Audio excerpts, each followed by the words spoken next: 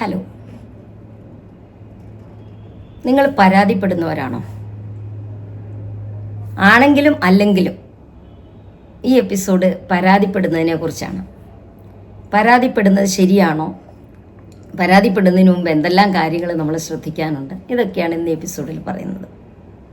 നമ്മുടെ വീടുകളിൽ നമ്മുടെ ദമ്പതികൾ തമ്മിൽ, അല്ലെങ്കിൽ നമ്മുടെ ജോലി സ്ഥലത്ത് നമ്മുടെ മേലധികാരികൾ അല്ലെങ്കിൽ സഹപ്രവർത്തകരുമായിട്ട്, അല്ലെങ്കിൽ നമ്മൾ ഇടപെടുന്ന മറ്റ് സ്ഥലങ്ങളിലൊക്കെ ചില ആൾക്കാരുടെ പെരുമാറ്റം നമുക്ക് ഒരുപാട് ബുദ്ധിമുട്ടുണ്ടാക്കുന്നുണ്ട്. അത് സ്ഥിരമായിട്ട് നമുക്ക് ബുദ്ധിമുട്ടുണ്ടാക്കുന്നുണ്ട്. എങ്കിലും നമ്മൾ പലരും ചെയ്യുന്നത് അതിങ്ങനെ ദേഷ്യവും സങ്കടവും ഒക്കെ ഉള്ളിൽ വന്ന് അത് പുറത്തേക്ക് പറയാതെ, പരാതിപ്പെടാതെ അത് സഹിച്ച് മുന്നോട്ട് പോകുന്നു. ഒന്നും ആരോടും പറയുന്നില്ല. അപ്പോൾ അത് നല്ലതാണോ? ഇപ്പോൾ ഉദാഹരണത്തിന് ഒരു ഹസ്ബൻഡ് ആൻഡ് വൈഫിൻ്റെ കാര്യം എടുക്കാം. ഭർത്താവ് രാത്രിയിൽ ഓഫീസ് വിട്ട് വീട്ടിലേക്ക് വരുന്ന സമയത്ത് ഒരു 10 മിനിറ്റ് മുമ്പ് വിളിച്ചു പറയുകയാണ്, ഇന്ന് എൻ്റെ കൂടെ ഭക്ഷണം കഴിക്കാൻ 2 പേര് കൂടെ ഉണ്ടാവും, എല്ലാം കരുതിയേക്കണം. അപ്പോൾ ഭാര്യയ്ക്ക് എന്താ തോന്നുന്നത്? തീർച്ചയായിട്ടും അരിശവും ദേഷ്യവും ഒക്കെ വരും. കാരണം ഒരാൾക്ക് അല്ലെങ്കിൽ അവരുടെ വീട്ടുകാർക്കുള്ള ഭക്ഷണം മാത്രമേ ഒരുക്കിയിട്ടുള്ളൂ. ഒരു ഗസ്റ്റ് വരുന്നു എന്ന് പറയുമ്പോൾ സ്ത്രീകൾക്കെല്ലാം ഒരു അങ്കലാപ്പാണ്. അപ്പോൾ കറികളൊന്നും പോരാ. പിന്നെ പെട്ടെന്ന് ഇവർ ധൃതി പിടിച്ച് മുട്ട പൊരിക്കുന്നു, ചമ്മന്തി ഉണ്ടാക്കുന്നു, കുക്കറിൽ അരിയിടുന്നു. എന്തായാലും അവരത് മാനേജ് ചെയ്തു. ഹസ്ബൻഡ് കൂട്ടുകാരുമായിട്ട് വന്നു, സന്തോഷത്തോടെ അവരെ സ്വീകരിച്ചു, ഭക്ഷണമെല്ലാം വിളമ്പി കൊടുത്തു. ഒന്നും അറിയാത്ത പോലെ ഇവർ മുന്നോട്ട് പോകുന്നു. പിറ്റേ ദിവസം ബ്രേക്ക്ഫാസ്റ്റ് ഉണ്ടാക്കുന്നു, എല്ലാ കാര്യങ്ങളും മുന്നോട്ട് പോകുന്നു. ഇത് ഒരു ദിവസമാണെങ്കിൽ നമുക്ക് ഉൾക്കൊള്ളാം. ഇത് മാസത്തിലൊരു 3-4 ദിവസം ഇത് റിപ്പീറ്റ് ചെയ്യുകയാണെങ്കിലോ തീർച്ചയായിട്ടും ഉള്ളിൽ ദേഷ്യമാണ്. പക്ഷേ ഇത് പുറത്തോട്ട് പറയുന്നില്ലെങ്കിലോ, ഹസ്ബൻഡിനോട് ഇത് പറയുന്നില്ല, ഇതിങ്ങനെ അരിശമൊക്കെ ഉള്ളിലൊതുക്കുകയാണ്. ക്രമേണ ഇവർ തമ്മിലുള്ള ആ ബന്ധം വഷളാവുന്നതായിട്ട് കാണാം. അപ്പോൾ പരാതിപ്പെടുന്നത് ശരിയോ? അപ്പം ഒരു പുസ്തകത്തിൽ ഞാൻ വായിച്ചത്, പരാതിപ്പെടുന്നത് തെറ്റല്ല, പക്ഷേ പരാതിപ്പെടുമ്പോൾ കുറച്ച് കാര്യങ്ങൾ നമ്മുടെ മനസ്സിലേക്ക് വേണം. അപ്പം നമ്മൾ എന്തുകൊണ്ടാണ് പരാതിപ്പെടാത്തത്? ഒന്നാമത്, ഈ പരാതിപ്പെടുന്ന ആൾക്കാരെക്കുറിച്ചൊരു ധാരണയുണ്ട് ആളുകളുടെ ഇടയിൽ. ഇവർ പ്രശ്നക്കാരാണ്, ഇവർ കുഴപ്പക്കാരാണ് എന്നുള്ളൊരു ധാരണയുള്ളത് കൊണ്ടാണ് ഇനി നമ്മളായിട്ട് അങ്ങനെ ഒരു കുഴപ്പക്കാരനായിട്ട് തീരണ്ട എന്നുള്ള ഒരു ചിന്ത വരുമ്പോൾ നമ്മളത് പരാതിപ്പെടില്ല. പിന്നെ ഒന്നുള്ളത്, എത്ര പരാതിപ്പെട്ടാലും വലിയ മാറ്റമൊന്നും ഉണ്ടാകാൻ പോകുന്നില്ല എന്നൊരു ചിന്ത, അതൊരു മുൻവിധിയാണ്. അതുകൊണ്ട് നമ്മൾ പലപ്പോഴും പരാതിപ്പെടാൻ പോകാറില്ല. പക്ഷേ ഇങ്ങനെ നമുക്ക് മറ്റുള്ളവരുടെ പെരുമാറ്റങ്ങളിൽ നിന്നും ബുദ്ധിമുട്ടുണ്ടാകുകയാണെങ്കിൽ അത് നമ്മൾ പറയുന്നില്ലെങ്കിൽ അത് നമ്മളോട് തന്നെ ചെയ്യുന്ന ഒരു തെറ്റാണ്. അത് മാത്രമല്ല, മറ്റേയാൾക്ക് വീണ്ടും അങ്ങനെ പെരുമാറാനുള്ള, നമുക്ക് ബുദ്ധിമുട്ടുണ്ടാക്കാനുള്ള അനുവാദം നമ്മൾ കൊടുക്കുകയുമാണ്. അപ്പോൾ തീർച്ചയായിട്ടും പരാതിപ്പെടുന്നത് തെറ്റായിട്ടുള്ള ഒരു കാര്യമല്ല. അത് ഉള്ളിൽ വെച്ച് വിഷമിച്ച് പ്രശ്നങ്ങളുണ്ടാക്കുന്നതിൽ എത്രയോ നല്ലതാണ് അത് പരാതിപ്പെടുന്നത്, അല്ലെങ്കിൽ തുറന്നു പറയുന്നത്. പക്ഷെ പരാതിപ്പെടുമ്പോൾ എവിടെയായാലും, കുടുംബത്തിലാണെങ്കിലും ജോലിസ്ഥലത്താണെങ്കിലും എവിടെയാണെങ്കിലും പരാതിപ്പെടുന്നതിന് മുമ്പ് കുറച്ച് കാര്യങ്ങൾ നമ്മൾ ശ്രദ്ധിക്കേണ്ടതുണ്ട്. ഒന്നാമത്തെ കാര്യം, നമുക്ക് അയാളുടെ പെരുമാറ്റത്തിലൂടെ ബുദ്ധിമുട്ടുണ്ടാക്കുന്നുവെന്ന് നമ്മൾ കരുതുന്ന ആളോട് വേണം പരാതി പറയാൻ. നമ്മൾ പലപ്പോഴും കുടുംബത്തിൽ ചെയ്യാറുള്ളത് എങ്ങനെ? നമ്മുടെ ഹസ്ബൻഡ് ആൻഡ് വൈഫ് അവർ തമ്മിൽ, എൻ്റെ ഹസ്ബൻഡ് അല്ലെങ്കിൽ വൈഫ് ഒരു പെരുമാറ്റത്തിൽ നമുക്കൊരു ബുദ്ധിമുട്ടുണ്ടാകുന്നുണ്ടെങ്കിൽ നമ്മൾ നേരിട്ട് അവരോട് പറയില്ല, മറ്റാൾക്കാരോട് അതേപ്പറ്റി സംസാരിക്കും. ഓഫീസിലൊരു പ്രശ്നമുണ്ടെങ്കിൽ, മേലധികാരിയുമായിട്ടോ അല്ലെങ്കിൽ സഹപ്രവർത്തകരായിട്ടോ ഒരു പ്രശ്നമുണ്ടെങ്കിൽ, ഒരു ബുദ്ധിമുട്ട് അവരുടെ പെരുമാറ്റത്തിൽ ഉണ്ടാകുന്നുണ്ടെങ്കിൽ അവരോട് ഡയറക്റ്റ് നമ്മൾ പറയില്ല, മറ്റുള്ളവരോടൊക്കെ നമ്മളിങ്ങനെ പറഞ്ഞടക്കും. ഒരിക്കലും അത് പാടില്ല. ആ കൺസേൺഡ് ആളോട് തന്നെ ആ പരാതി പറയുക. അതാണ് ഒന്നാമത്തെ കാര്യം. അടുത്തത്, നമ്മൾ വ്യക്തിയെയല്ല പ്രശ്നത്തെയാണ് കുറ്റം പറയേണ്ടത് അല്ലെങ്കിൽ പരാതിപ്പെടേണ്ടത്. നീ അങ്ങനെയാണ്, അല്ലെങ്കിൽ നിന്നോട് ഞാൻ അങ്ങനെ പറഞ്ഞില്ലേ, നീ അങ്ങനെയാണ് ചെയ്തത്, നീ ഇങ്ങനെയാണ് ചെയ്തതെന്ന് പറഞ്ഞ് ആ വ്യക്തിയെ കുറ്റപ്പെടുത്തുന്നതിന് പകരം, നിങ്ങൾ ഇന്ന ചെയ്ത പ്രവൃത്തി അതെനിക്ക് ബുദ്ധിമുട്ടുണ്ടാക്കുന്നു, അത് ആവർത്തിക്കരുത്, അതിനെന്തെങ്കിലും പരിഹാരം കണ്ടെത്തണം. അപ്പോൾ വ്യക്തിയെ നമ്മൾ കുറ്റപ്പെടുത്താതെ, വ്യക്തിയെ കുറ്റപ്പെടുത്തുന്നതിന് പകരം ആ പ്രശ്നത്തെ ആണ് അവിടെ അവതരിപ്പിക്കേണ്ടത്. അത് രണ്ടാമത്തെ കാര്യം. മൂന്നാമത്തെ പ്രധാനപ്പെട്ട കാര്യം, മറ്റുള്ളവരുടെ മുന്നിൽ വെച്ച് ഈ പരാതിപ്പെടുന്നത് ഒഴിവാക്കുക.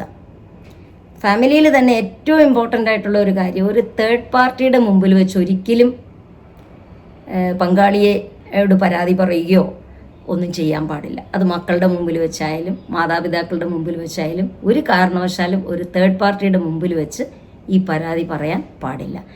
ഈ കൺസേൺഡ് ആളുമായിട്ട് നിങ്ങൾ ഡയറക്റ്റായിട്ടിരുന്ന് നിങ്ങൾ മാത്രമുള്ളപ്പം വേണം ഈ പരാതി പറയാനായിട്ട്. അത് ഇമ്പോർട്ടൻ്റ് ആയിട്ടുള്ളൊരു കാര്യമാണ്. അടുത്ത കാര്യം എന്നത് ശരിയായ ഒരു സമയം കണ്ടെത്തണം. തിരക്കിട്ട് എവിടെയെങ്കിലും പോകാൻ നിൽക്കുമ്പോൾ, അല്ലെങ്കിൽ എവിടെയെങ്കിലും പോയിച്ച് ക്ഷീണിച്ച് വരുമ്പോൾ, എന്തെങ്കിലും വർക്കിലിരിക്കുമ്പോൾ, ഇതൊന്നുമല്ല പരാതി പറയാനുള്ള സമയം. ശരിക്കും പറഞ്ഞാൽ ഒരു സമയം സെറ്റ് ചെയ്യാം. എനിക്കൊരു കാര്യം പറയാനുണ്ട്, നിങ്ങൾ ഫ്രീ ആവുന്ന സമയത്ത് ഒരു 2 മിനിറ്റ് എനിക്ക് തരണം, അങ്ങനെ പറഞ്ഞൊരു സമയം ചോദിച്ചിട്ട് ചെയ്യുക. അപ്പോൾ ശരിയായ സമയം ഈ പരാതി പറയാൻ ഉപയോഗിക്കുക എന്നുള്ളത് ഏറ്റവും പ്രധാനപ്പെട്ട കാര്യമാണ്. അത് ഒത്തിരി ലാഗ് ചെയ്ത് പോകരുത്. ഏറ്റവും അടുത്ത ഒരു ശരിയായ സമയം കണ്ടെത്തണം. പിന്നെ ഒരു പ്രധാനപ്പെട്ട കാര്യം, ഈ പരാതി പറയാൻ പോകുമ്പോൾ ഒരുപാട് മുഖവുരയൊന്നും വേണ്ട. ഞാൻ നിങ്ങളോടൊരു കാര്യം പറയാൻ ആഗ്രഹിക്കുന്നു, കുറേ നാളായിട്ട് ഞാനിതെൻ്റെ മനസ്സിൽ വെച്ചതാ, പറയണോ വേണ്ടിയോ എന്ന് ഞാൻ ചിന്തിച്ചു, നിങ്ങളുടെ നന്മയ്ക്ക് വേണ്ടിയാണ് ഞാനിത് പറയുന്നത് കൊണ്ട് വേറൊന്നും തോന്നരുത്. ഇങ്ങനെയുള്ള മുഖവുരയൊന്നും പരാതിപ്പെടുന്നതിന് മുമ്പ് ആവശ്യമില്ല. കാരണം ആ പ്രശ്നത്തിൻ്റെ പ്രാധാന്യത്തെ അത് കുറച്ച് കളയുകയാണ്. അപ്പം മുഖവുരയുടെ ആവശ്യം ഇല്ല.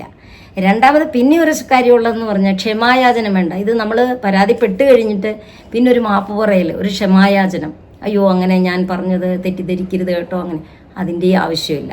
കാരണം നമ്മൾ പ്രോബ്ലം അവിടെ പറഞ്ഞു, അതിനൊരു സൊല്യൂഷൻ നമുക്ക് വേണം. അപ്പോൾ മുഖവരയുടെ ആവശ്യമില്ല, ക്ഷമായാചനം നടത്തേണ്ട ആവശ്യവുമില്ല.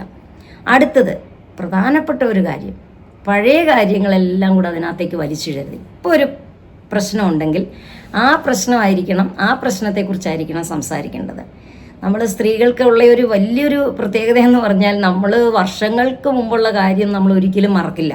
അതിങ്ങനെ മനസ്സിൽ വെച്ച് ഇപ്പോൾ ഉള്ള പ്രശ്നത്തിൻ്റെ കൂടെ അതും കൂടെ വലിച്ചിടും. അങ്ങനെ 4 വർഷം മുമ്പ് നിങ്ങൾ അങ്ങനെ ചെയ്തില്ലേ, ഇങ്ങനെ ചെയ്തില്ലേ. അപ്പോൾ ഇപ്പോഴത്തെ പ്രശ്നം സംസാരിക്കുക, പഴയതൊന്നും ഇതിനകത്തേക്ക് വലിച്ചിടാതിരിക്കാൻ പ്രത്യേകം ശ്രദ്ധിക്കുക. അതുപോലെ നമ്മൾ പരാതിപ്പെടുമ്പോൾ ഒരു പരിഹാസ രൂപത്തിൽ, അല്ലെങ്കിൽ ഒരു കുറ്റപ്പെടുത്തലിൻ്റെ രൂപത്തിൽ, അല്ലെങ്കിൽ കുത്തുവാക്കുകൾ, ഇതോടുകൂടിയൊന്നും പറയണ്ട. നമുക്കെന്താ ഉദ്ദേശം? നമുക്ക് അയാളെ മൂലം ഉണ്ടാകുന്ന ആ ബുദ്ധിമുട്ട് പരിഹരിക്കപ്പെടണം.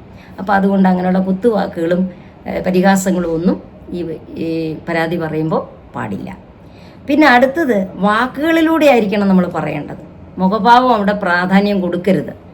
പലപ്പോഴും ഈ ദമ്പതികൾ തമ്മിൽ പ്രശ്നം ഉണ്ടാകുന്നതിൻ്റെ ഒരു കാര്യം എന്ന് പറയുന്നത്, വാക്കുകളൊക്കെ വളരെ കുറവ്. വാക്കുകൾ ആരും വലിയ പ്രാധാന്യം കൊടുക്കാറില്ല. പക്ഷേ നമ്മുടെ ചേഷ്ടകൾ, നമ്മുടെ മുഖഭാവം, ഇതൊക്കെ വളരെ ഇമ്പോർട്ടൻ്റ് ആണ്. പറയുന്നതിൽ കൂടുതലായിട്ട് ആംഗ്യങ്ങൾ, നമ്മുടെ മുഖഭാവം, ഇതൊക്കെയാണ് പ്രശ്നങ്ങൾ ഉണ്ടാക്കുന്നത്. എപ്പോഴും ഏത് കപ്പിൾസിൻ്റെ അടുത്ത് നോക്കിയാലും വാക്കുകളേക്കാൾ കൂടുതൽ അവിടെ പ്രശ്നം ഉണ്ടാക്കുന്ന മുഖഭാവങ്ങളും നമ്മുടെ ചേഷ്ടകളും ഒക്കെയാണ്. അപ്പോൾ വാക്കുകൾ കൊണ്ട് പരാതി പറഞ്ഞാൽ മതി, മുഖഭാവം അവിടെ ആവശ്യമില്ല. അടുത്തത്, ഒരു സമയത്ത് ഒരു പരാതി മതി. ചിലർ പറയുന്നത് കേട്ടിട്ടുണ്ട്, പരാതികളുടെ ഭാണ്ഡക്കെട്ടഴിച്ചിട്ടു. കാരണം പറയാൻ ഒരുപാടുണ്ട്, ഒത്തിരി കാര്യങ്ങൾ അങ്ങ് പറയാം. അത് വേണ്ട. ഒരു സമയത്ത് ഒരു പരാതി മതി, അത് സോൾവ് ചെയ്യട്ടെ. അപ്പം അതിലേറ്റവും പ്രധാനപ്പെട്ട ഒരു പരാതി, ഒരു സമയത്ത് ഒരു പരാതി മാത്രം മതി. പരാതിയുടെ കെട്ടങ്ങഴിച്ചിടേണ്ട ആവശ്യം ഇല്ല. പിന്നെ നമ്മളെപ്പോഴും ഉപയോഗിക്കുന്ന 2 വാക്കുകളാണ്, എപ്പോഴും നിങ്ങൾ അങ്ങനെയാണ്, അല്ലെങ്കിൽ ഒരിക്കലും നിങ്ങൾ അങ്ങനെ ചെയ്തിട്ടില്ല. ഈ എല്ലായ്പ്പോഴും ഒരിക്കലും ആ വാക്കുകൾ ഉപയോഗിക്കരുത്. നമ്മളിപ്പം ആ പറയുന്നതിന് കുറച്ചുകൂടെ ശക്തി കൊടുക്കാൻ വേണ്ടിയാണ്, നിങ്ങൾ ഒരിക്കലും അങ്ങനെ ചെയ്തിട്ടില്ല, നിങ്ങളെപ്പോഴും ഇങ്ങനെയാണ് ചെയ്യുന്നത്. അതാ വാക്കുകൾക്ക് ശക്തി കൊടുക്കാൻ വേണ്ടി, ആ പ്രശ്നത്തിന് ശക്തി കൊടുക്കാൻ വേണ്ടി പറയുന്നതാണെങ്കിലും ഇത് വളരെ അരോചകമാണ്. ആ കേൾക്കുന്നയാൾക്ക് വളരെയധികം ഇറിറ്റേഷൻ തോന്നുന്ന രീതിയിലാണ്. അപ്പോൾ അങ്ങനെയുള്ള വാക്കുകൾ ഉപയോഗിക്കരുത്. പിന്നെ ഒരു പ്രധാനപ്പെട്ട കാര്യം എന്ന് പറയുന്നത്, വേഗത്തിൽ അങ്ങ് പറഞ്ഞു തീർക്കുക. ഒരു പരാതി അരമണിക്കൂറോളം ഇങ്ങനെ കേട്ടുകൊണ്ടിരിക്കാൻ ആർക്കെങ്കിലും താല്പര്യമുണ്ടോ? അത് പരാതിയാണെന്ന് ഓർക്കുക. അതിങ്ങനെ ഒരുപാട് നേരം പറയുന്നതിന് പകരം ചുരുങ്ങിയ വാക്കുകൾ, കുറച്ച് സമയം കൊണ്ട് അത് പറഞ്ഞു തീർക്കുക. ആർക്കും കൂടുതൽ സമയമൊന്നും പരാതി കേൾക്കാനുള്ള ആ ഒരു ത്യാഗമനസ്സൊന്നുമില്ല. അവരുടെ ഈഗോയെ ഹർട്ട് ചെയ്യുമല്ലോ എന്തായാലും. അപ്പോൾ ആ രീതിയിൽ നമ്മൾ പരാതി പറയാം. അപ്പോൾ നമുക്കൊരു പ്രശ്നമുണ്ട്, ഒരാളുടെ പെരുമാറ്റത്തിൽ നമുക്കൊരു ബുദ്ധിമുട്ടുണ്ടാകുന്നു, അത് സ്ഥിരമായിട്ടുണ്ടാകുന്നുണ്ടെങ്കിൽ തീർച്ചയായിട്ടും പരാതിപ്പെടണം. പരാതിപ്പെടുന്നതിന് മുമ്പ് നമ്മൾ ശ്രദ്ധിക്കേണ്ട കുറച്ച് കാര്യങ്ങളാണ്. അപ്പോൾ പരാതിപ്പെടുന്നതിൽ ഒരു തെറ്റുമില്ല. പരാതിപ്പെടുന്നവർ വഴക്കാളികളാണ് എന്നുള്ള ആ ചിന്തയൊന്നും ശരിയല്ല. നമ്മൾ നമ്മളോട് തന്നെ ചെയ്യുന്ന ഒരു നല്ല കാര്യമാണ്. അത് കറക്റ്റ് സമയത്ത് നമ്മൾ പരാതിപ്പെട്ട് ആ പ്രശ്നം പരിഹരിച്ച് മുന്നോട്ട് പോയാൽ നമ്മുടെ മനസ്സിനും നല്ലതാണ്, നമ്മുടെ ബന്ധങ്ങൾക്കും നല്ലതാണ്. അപ്പോൾ പരാതിപ്പെടുമ്പോൾ അതിനു മുമ്പ് ഈ കാര്യങ്ങളും കൂടെ ശ്രദ്ധിക്കുക. Thank you so much.